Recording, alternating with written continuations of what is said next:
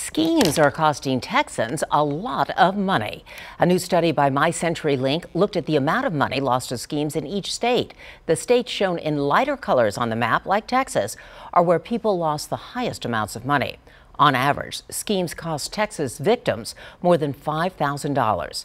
Experts say it's always good to check reviews for online websites where you shop. Also, use a credit card instead of a debit card so you have more security when shopping.